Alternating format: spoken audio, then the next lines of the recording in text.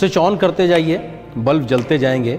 ऐसे ही हम दिन भर में ना जाने कितनी बार स्विच ऑन करते हैं, बल्ब जलाते हैं, फैन ऑन करते हैं और भूल जाते हैं कि आखिर ये हुआ कैसे। लेकिन इस सब के पीछे विज्ञान है और विज्ञान की वजह से ये सारी चीज़ें काम करती हैं।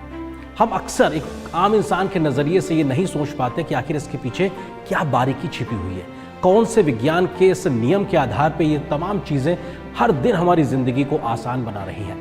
लेकिन ज़रा उन लोगों के बारे में सोचिए जो सिर्फ सोचते रहते हैं कि क्या कुछ नया किया जाए ताकि आम इंसान की ज़िंदगी को आसान बनाया जा सके। लोग इस प्रकार की लैब, जैसे कि मैं फिजिक्स की लैब में खड़ा हूँ, ऐसी तमाम प्रकार की जो प्रयोगशालाएं हैं उसमें अपनी पूरी ज़िंदगी खपा देते हैं कुछ नया करने के लिए। ऐसे ही एक भौतिक विज्ञान के बड़े प्रोफेसर हैं प्रोफेसर दीपक धर, जिनको उनके काम के लिए मिल रहा है पद्म सम्मान। जटिल वैज्ञानिक परिभाषाओं को सरल भाषा में लोगों के सामने रखने में सक्षम वैज्ञानिक प्रोफेसर दीपक धर देश दुनिया में सबसे सुलझे हुए सैद्धांतिक भौतिकविद के रूप में जाने जाते हैं।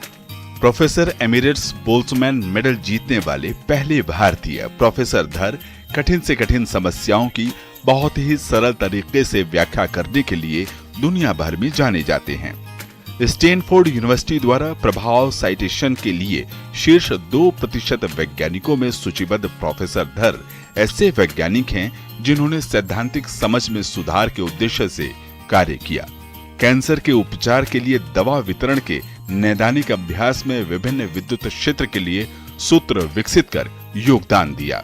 स्टैटिस्टिकल फिजिक्स के विभिन्न सिद्धांतों पर आपका कार्य सराहनीय है।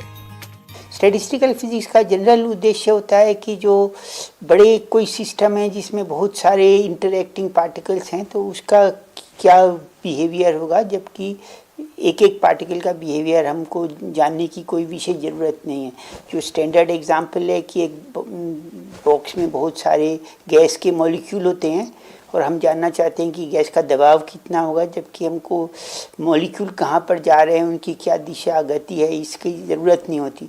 तो ये सब सीखने मालूम करने के लिए जो थ्योरेटिकल टेक्निक इस्तेमाल की गई वो स्टैटिस्टिकल फिजिक्स कहलाती है पहले, और बाद में देखा गया कि इस तरह की टेक्निक का उपयोग और क्षेत्रों में भी होता है, जैसे स्टॉक मार्केट में या अर्थक्वेक प्रेडिक्शन में।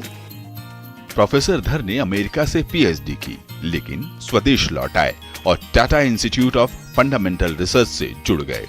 प्रोफेसर धर को भौतिकी के क्षेत्र में महत्वपूर्ण कार्य के लिए कई राष्ट्रीय और अंतर्राष्ट्रीय पुरस्कारों से सम्मानित किया जा चुका है। सांख्यिकी भौतिक विज्ञान के क्षेत्र में योगदान के लिए शांति स्वरूप भटनागर पुरस्कार का सम्मान हासिल किया। उन्होंने 200 से अधिक शोध पत्र लिखे। प्रोफेसर दीपक धर ने अपनी पूरे जिंदगी में स्टोकेस्टिक प्रोसेसेस और स्टैटिस्टिकल मैकेनिक्स में बहुत ही मूलभूत योगदान दिया हुआ है।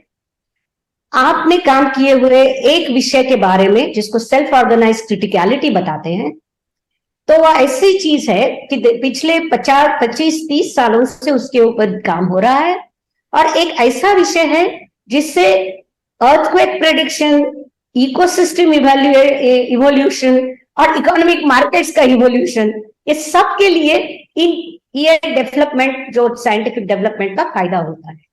तो इससे आपको पता चल जाएगा कि प्रोफेसर दीपक धर का काम बहुत ही मूलभूत है और इसीलिए उनको गिब्स मेडल प्रदान किया गया। ये एक्चुअली भारत के ऐसे पहले वैज्ञानिक है जिनको ये मेडल मिल गया है, जो स्टैटिस्टिकल मैकेनिक्स या मैथमेटिकल फिजिक्स को दिया जाता है। प्रोफेसर दीपक धर, जो कि बहुत सालों से हमारे दोस्त भी रहे हैं, उनको पद्म भूषण के अवसर पर बहुत बहुत बधाई। दशकों से भौतिकी के क्षेत्र में उत्कृष्ट कार्य के लिए प्रोफेसर दीपक धर को देश के सर्वोच्च नागरिक सम्मान पद्म भूषण के लिए बहुत बहुत बधाई।